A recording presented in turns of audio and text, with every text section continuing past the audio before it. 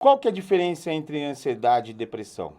Nossa, todas. Tipo, ó, são transtornos bem opostos, assim, porque a depressão... Quem foi o arrombado que fez essa pergunta aqui? Foi o Eric.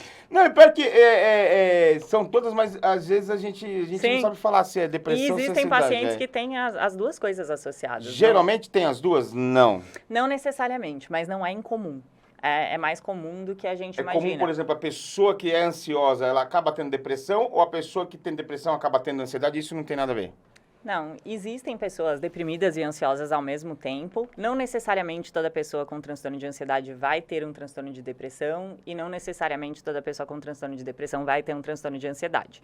O transtorno de depressão, ele está vinculado à desmotivação, à desesperança. Então, o principal sintoma é a anedonia, que... É o quê? Anedonia, que é a falta de vontade de fazer as atividades... Anedonia. Anedonia. É a falta de vontade de fazer as atividades básicas. Então, muito provavelmente, vocês já ouviram falar de pessoas, por exemplo, que a pessoa ficou tão deprimida que ela não conseguia nem tomar banho, nem escovar os dentes. Outro dia, uma pessoa me escreveu no Instagram falando que o transtorno, quando ela teve depressão, foi tão forte que ela nem bebia água. Então, se alguém não levasse um copo de água e forçasse ela a tomar, ela não tinha, lembra? Motivação nem para tomar água. Então, a gente está falando ali de uma ausência total de dopamina, né? Muito, muito forte. E no transtorno de ansiedade, a gente fala de uma aceleração do pensamento. Então, é um pensamento mais acelerado e é um medo, né? Uma angústia com relação ao futuro. É um futuro demais, assim. E a pessoa, ela tá o tempo todo com um pensamento ali na frente. E ela pode ter crises e uma série de sintomas vinculados com essa questão.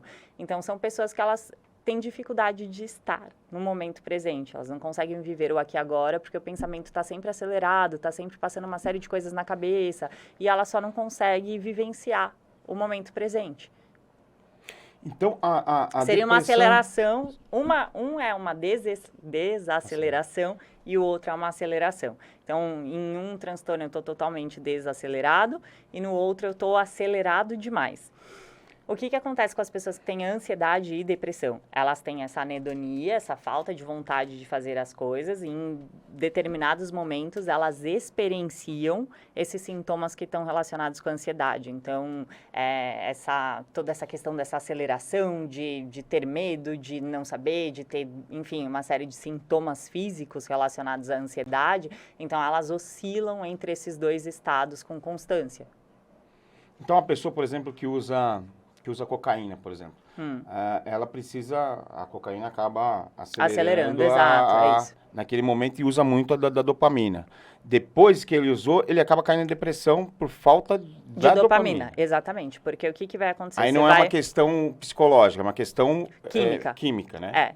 A questão psicológica também é química, porque o cérebro trabalha em química, né? Então, a gente também está falando de pacientes, mas nesse caso específico da dependência química, você criou uma superprodução que não é uma produção natural. E aí, quando você experiencia simplesmente a produção natural, você está tão adaptado àquilo que você quer viver aquilo de novo. Então, você fica mal de só não produzir daquele jeito, porque não é natural que a gente produza daquele jeito. Então, as pessoas, por exemplo, que usam cocaína, elas tendem a não sentir frio, não sentir fome, elas têm menos necessidades fisiológicas básicas. E aí, quando elas pensam muito, têm um excesso de criatividade. Tem muita gente que relata excesso de produtividade, que consegue trabalhar com muito mais precisão, sem cansaço, né? Então, você está experienciando ali algo que, naquele momento, é muito positivo, dependendo, né, das atividades, só que a longo prazo é algo que vai te fazer muito mal, que vai fazer com que você se torne um dependente, porque você não quer viver normal, né? E que vai destruir a sua vida. Você tem uma quantidade de dopamina que você produz por dia, e aí, por exemplo, quando você acelera essa produção, você fica alguns dias sem produzir? Isso acontece, inclusive, com todas as nossas práticas hoje atuais.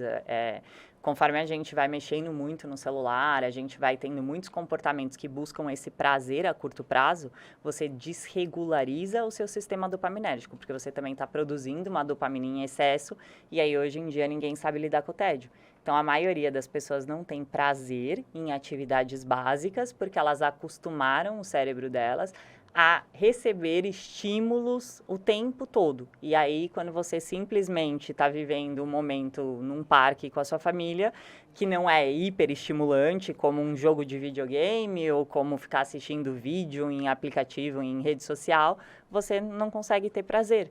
Porque você foi lá e desregularizou o seu sistema dopaminérgico. Ele acaba agindo da mesma forma que uma pessoa que é viciada em cocaína. Exatamente. Você se doses torna diferentes, mas isso, você se exato. torna dependente. Mas você se torna um dependente de dopamina.